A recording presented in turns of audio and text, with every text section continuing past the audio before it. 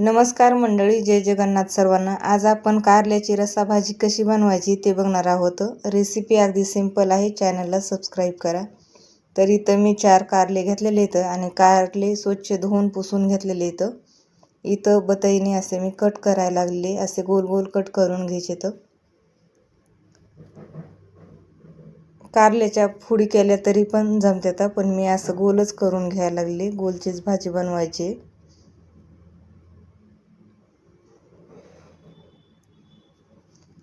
अशाच पद्धतीने सगळे कारले कट करून घेतले आणि याच्यामध्ये 1 चमचाभर मीठ टाकलेले, अर्धा चमचा हळद टाकले आणि हळद आणि मीठ कारल्यामध्ये व्यवस्थित मिक्स करून घ्यायचे। सगळ्या कारल्याला लावून घ्यायचे।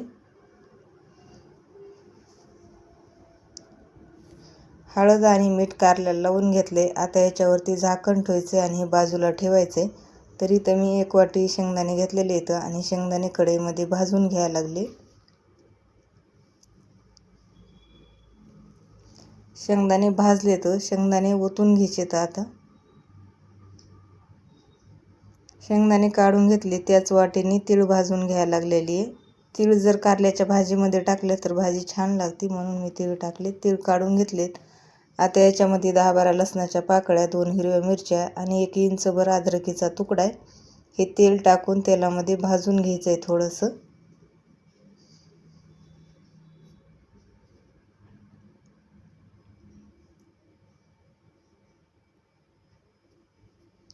आता याच्यामध्ये खोबरं भाजून घ्यायचं आहे। खोबऱ्याचा लालसर रंग होईपर्यंत खोबरं भाजून घ्यायचे।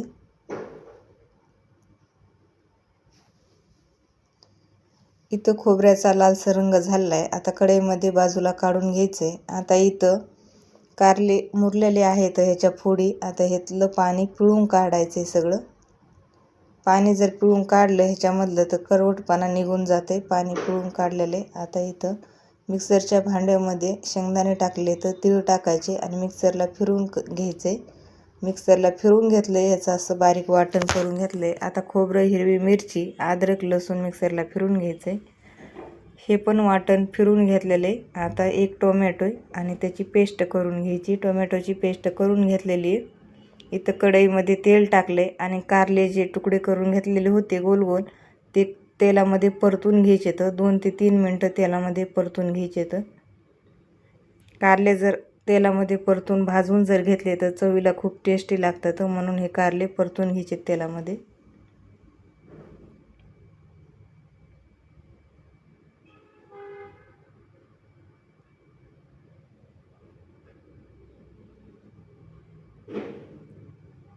कारले परतून घेतलेले आहेत। आता याला कढईमधून बाजूला काढायचे आणि कढईमध्ये 1 वाटीभर तेल टाकलेले।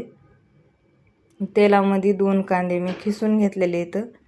तुम्हाला जर बारीक चिरून घ्यायचा असला तर तुम्ही चिरून घ्या, मी कांदा खिसून घेतलेला आहे। आता हे कांदा परतून घ्यायचा आहे तेलामध्ये, लालसर रंग होऊ द्यायचा कांद्याचा। कांद्याचा लालसर रंग झालेला आहे। कांदा काढून घ्यायचा आहे आणि परत एकदा कढईत तेल टाकायचे।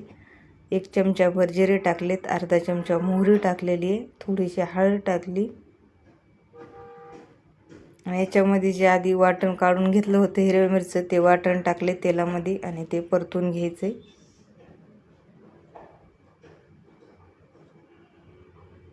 वाटण परतले। आता जी टोमॅटोची पेस्ट आहे ती तेलामध्ये टाकली आणि ती भाजून घ्यायची। 2 ते 3 मिनिटं ही पेस्ट भाजून घ्यायची या वाटणामध्ये। हे अशा पद्धतीने भाजली आणि ह्याचा कलर चेंज झालेला आहे।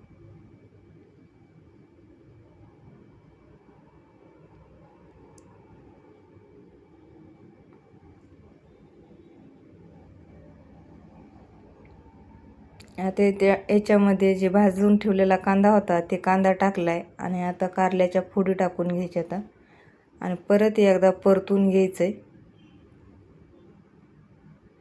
हे जे कढईमधलं सगळं सारण आहे ते फोडी लावून घ्यायचे आणि 1 चमचाभर मीठ टाकलेले, अर्धा चमचा लाल तिखट आणि पाव चमचा लाल काश्मीरी मिरची पावडर टाकली। परत एकदा 2 ते 3 मिनिटं परतून घ्यायचे कारले ह्या सगळ्या वाटणामध्ये।